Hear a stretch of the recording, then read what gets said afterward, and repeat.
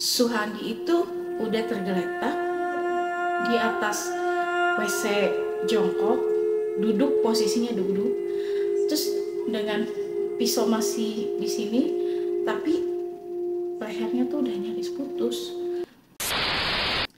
Halo guys, assalamualaikum warahmatullahi wabarakatuh. Balik lagi di channel YouTube-nya Dunia Maya Dalam Misteri.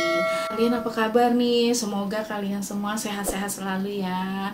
Nah, di video kita kali ini gua mau ngebahas tentang cerita dari temen gue.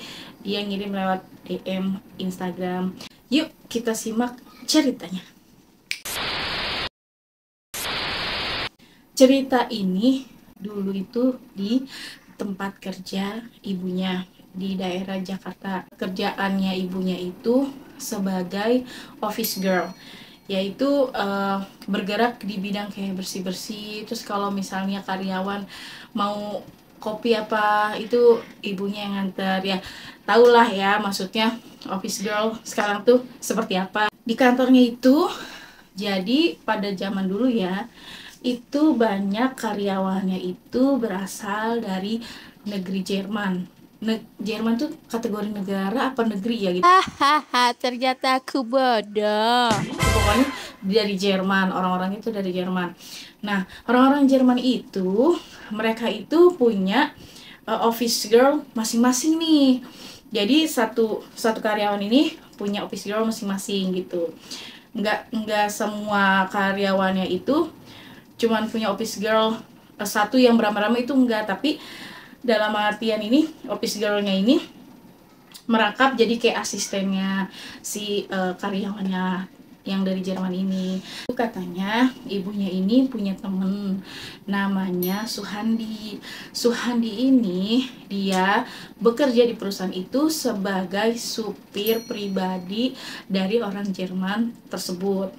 Dia ini pribadi yang emang sangat baik, terus juga mudah bergaul, terus udah gitu juga dia itu tipe orang yang humble lah, ibarat katanya tuh dikenal sebagai orang yang periang juga gitu, terus suka ngeledekin orang gitu. Jadi tipe-tipe bukan orang-orang pendiam gitu guys, bukan orang-orang yang kaku atau bagaimana, tapi ini bener-bener si Suhandi ini orangnya yang sangat-sangat humble sekali gitu.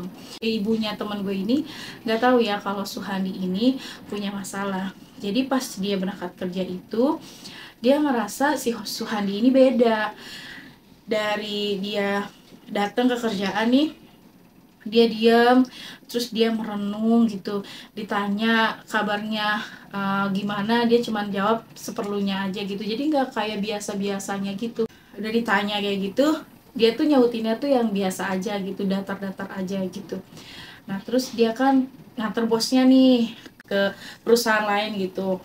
Nah pulang dari nganter bosnya ini, si Suhandi ini juga biasa-biasa aja gitu. Jadi nggak biasanya kan dia ngeledekin apa gimana, ini enggak, dia tuh jadi kayak pendiam gitu loh. Sering kali ditanya pun jawabannya tetap sama, nggak apa-apa gitu. Pas jam makan siang dia tuh nggak makan guys, jadi dia tuh kayak ngelamun aja. Akhirnya kan teman-temannya nih bingung gitu kan, bingungnya tuh ini orang yang tadinya ceria kenapa nggak ceria gitu, ada masalah apa. Biasanya dia ya kalau misalnya dia punya masalah, dia selalu cerita ke teman-temannya, kayak misalnya gue punya masalah nih sama istri gue, dia pasti cerita dan temannya tuh pasti kasih solusi gitu. Tapi untuk kali ini dia tuh bener-bener diem gitu, dia tuh bener-bener dingin gitu, menjadi orang yang dingin. Beberapa hari ini si Suhandi ini nggak masuk kerja dikarenakan katanya sakit. Ya udah, karena sakit, teman-temannya ya pulang kerja itu ya jenguk si Suhandi inilah gitu. Oh ya, gue mau kasih tahu lagi, jadi di kantor itu, di perusahaan itu, office girlnya, office boynya, berikut supir pribadinya itu dia punya mes di belakang, di dekat pantry itu dia punya mes, dan dia tuh tinggal di situ. Jadi kayak perantauan gitu, dia bisa tinggal di situ gitu. Jadi nggak takut telat atau gimana, karena emang disiapin kamar-kamar khusus buat orang yang merantau dari kampung ke kota. Si teman-temannya ini jenguk si Suhandi, dia tuh kayak bener-bener tuh ya nggak bisa, bukan yang nggak bisa ngomong sih, dia tuh bener-bener yang diam 1000 bahasa gitu guys. Dia tuh yang dijengukin cuman senyum, terus ditanya lu sakit apa gitu kan, terus dia tuh cuman nyautin nggak apa-apa, gue cuman gak enak badan. Jadi kayak bener-bener tuh flat aja gitu, orang itu flat, bener-bener flat gitu, dan berbanding 180 derajat sama sikap dia yang dulu temannya pernah kenal gitu kan. Nah terus udahlah, akhirnya nggak mikir yang kayak gimana kan. Nah nyokapnya teman gue ini pulanglah akhirnya ke rumah. Dapat 1 bulan ini tidak ada perubahan juga dari si Suhandi ini. Dia tuh tetap menjadi orang yang dingin. Dia tuh tetap menjadi orang yang benar-benar kayak ngomong tuh seperlunya. Pada jam makan siang, kita nih kayak office boy gini kan repot nih nyiapin makanan dari si tuan-tuan yang karyawan Jermannya ini, kan repot gitu kan, yang makan roti atau makan apa, salad atau segala macem. Nyokapnya temen gue ini, ya lah gue ngomong aja pakai belibet. Ada nyokap teman gue ini itu sama sekali nggak ngeliat Suhandi. Jadi dia tuh ngiranya si Suhandi masih sakit. Ditanyalah sama temennya lagi, katanya lu ngeliat si Suhandi nggak gitu. Nah terus ada yang bilang katanya tadi sih gue liat di pantry gitu. Ya udah nih, nggak diambil pusing nih sama nyokapnya temen gue. Nah nyokapnya temen gue ini nyari-nyari nih si Suhandi di mana ya, kok nggak ada kelihatan gitu kan. Nanyalah sama temannya, si Suhandi kemana sih, apa dia nggak masuk ya hari ini. Terus temannya bilang enggak kok, dia masuk tadi, gue ngeliat gitu. Setelah beberapa jam itu ada teriakan dari dalam pantry guys. Teriakannya itu kayak teriakan perempuan, itu jelas banget dari dalam pantry. Nah orang-orang ini kaget dong, ngiranya ada apa. Pas dilihat itu benar-benar pemandangan yang nggak enak katanya nyokap temen gue. Jadi yang nyokapnya temen gue lihat itu Suhandi itu udah tergeletak di atas WC jongkok, duduk, posisinya duduk, terus dengan pisau masih di sini, tapi lehernya tuh udah nyaris putus. Terus pisau yang digunakan pun itu pisau roti guys. Pas diinterogasi yang ngelihat itu, jadi awalnya dia itu mau ke pantry, dia itu mau bikin kopi, terus dia lihat di kamar mandi ada suara orang ngedekur kayak gitu. Dipikir ada orang tidur di dalam kamar mandi. Ditengoklah nih kamar mandi, ada darah ngalir, tapi dia nggak berani buka nih. Dia nggak berani buka, dia lari keluar, tapi dia pun nggak berani ngomong gitu. Dia nggak berani ngomong, tapi dia penasaran gitu, itu darah apa? Apa dia salah lihat? Pas dia masuk lagi, dia beraniin diri dia buat masuk ke dalam, dia masuk lagi, dia tendang itu pintu. Ternyata yang dia lihat itu, si Suhandi itu lagi lehernya sendiri sampai benar-benar nyaris putus. Kita ya guys, kena pisau aja nih, lagi ngiris bawang nih gue ya, kena pisau langsung gue lepas gitu pisaunya. Lah dia lehernya dia sendiri sampai benar-benar nyaris putus, itu pisau itu masih, genggamannya itu masih kencang banget. Akhirnya si temennya nyokap gue ini teriak sekenceng-kencengnya, dan alhasil yaitu orang-orang yang lain pun datang ke pantry untuk melihat kejadian tersebut. Akhirnya si Suhandi ini dibawa ke rumah sakit, katanya sih untuk diotopsi atau gimana gitu, karena di situ dia kayak bundir sendiri gitu secara tunggal gitu, tanpa dia meninggalkan pesan atau apa gitu kan.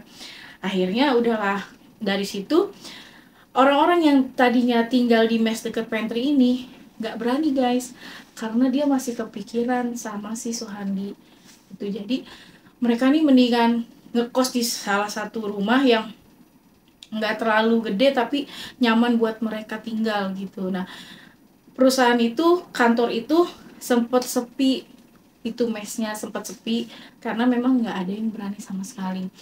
Nah, jarak dari si Suhandi ditemukan ini, beberapa hari kemudian akhirnya ada yang memberanikan diri untuk tinggal lagi di mes tersebut. Awalnya 1-2 orang, tapi lama-lama akhirnya semuanya. Nyokapnya temen gue ini akhirnya datanglah ke situ nih. Dipikir kan siang, terus juga nggak iseng-iseng banget gitu. Nah, dia tuh bikin kopi. Dia lagi bikin kopi buat tuannya. Dia tuh denger suara, terakhir katanya ngoroknya si Suhandi. Jadi dia tuh emang nggak tahu signifikan bagaimana tragedinya, tapi yang diceritain sama temennya itu suaranya itu seperti suara orang ngedengkur gitu, gitu. Dan nyokapnya teman gue itu pas bikin kopi denger suara kayak gitu, sampai dia bikin kopi berhenti, suara itu masih tetap ada guys, suara itu masih tetap ada. Terus dia itu kayak ngelihat sosok bayangan sekelebatan di belakang dia gitu, sekelebat set gitu. Ya udah, akhirnya dia selesai bikin kopi, dia langsung keluar lagi. Dan ternyata bukan dari di situ aja guys terornya. Malamnya itu kan ada banyak supir-supir juga kan yang tinggal di mes tersebut ya guys. Nah, malamnya itu ada temannya Suhandi, ya nggak begitu dekat sih, tapi ini temannya Suhandi. Dia itu lagi ngerokok katanya. Dia lagi ngerokok, tiba-tiba ada suara ngedengkur. Nah, dia tuh ingat kayak waktu si Suhandi nggak ada nih, almarhum nggak ada ini, sempet dia dengar cerita kalau si Suhandi ini meninggalnya itu kayak ngorok gitu. Nah, dia tuh dengar jelas banget gitu, sampai dia berpikir nggak, ini pasti halusinasinya gua gitu. Tapi kesininya suara itu semakin keras, suara itu semakin terasa kenceng gitu di kupingnya dia, sampai dia memberanikan diri untuk ke kamar mandi tersebut. Terus pas dia dobrak, kalian tahu nggak, benar-benar si supir itu ngelihat si Suhandi lagi berdiri, posisinya palanya setengah putus gini, dia masih megang pisau, tapi posisi dia tuh sekarang udah lagi nyengir, matanya melotot. Akhirnya temennya itu pingsan guys di depan pintu kamar mandi. Itu jelas banget katanya dia itu ngelihat almarhum si Suhandi ini sedang berdiri tegak di atas toilet di mana dia ditemukan, di mana mayatnya itu ditemukan, dengan posisi yang sudah berdiri, lehernya harus putus, dan dia masih menggorok lehernya hampir putus, tapi dia senyum, terus matanya tuh melotot gitu. Akhirnya sepi lagi tuh guys, sepi lagi. Ya udah, untuk beberapa bulan ke depan ditutuplah mes itu. Jadi aktivitas itu cuman ada di pagi dan siang sampai dengan sore hari. Malamnya nggak ada lagi yang tinggal di situ karena nggak ada yang berani dan bener-bener nggak mau lagi yang melihat penampakan dari almarhumnya Suhandi. Supaya ini cerita horor banget sih buat gue tuh, kayak apa ya, nggak habis pikir aja gitu, orang tuh bisa mengakhiri hidupnya itu dengan cara seperti itu, terus kayaknya mudah banget gitu, dia nggak ngerasa apa dia nggak ngerasa sakit ya, apa dia nggak ngerasa gimana gitu, tapi intinya ini sih buat gue ngeri-ngeri, serem gitu. Oke guys, makasih. Kayaknya videonya cuma sampai sini aja, itu singkat banget, sorry ya guys, karena ya dengan dia cerita ya seperti itu adanya dan gue menyampaikan pun seperti itu adanya. Oke guys, buat kalian yang punya cerita pengalaman horor bisa banget DM ke Instagramnya Maya Marisa, itu aja udah. Nanti cerita kalian akan gue angkat di channel YouTube ini. Terima kasih udah nonton video gue kali ini. Jangan lupa like, komen, dan subscribe sebanyak-banyaknya agar gue bisa terus berkarya untuk memajukan channel ini. Oke? Sampai jumpa di Sampai jumpa di cerita selanjutnya. Bye-bye. Assalamualaikum.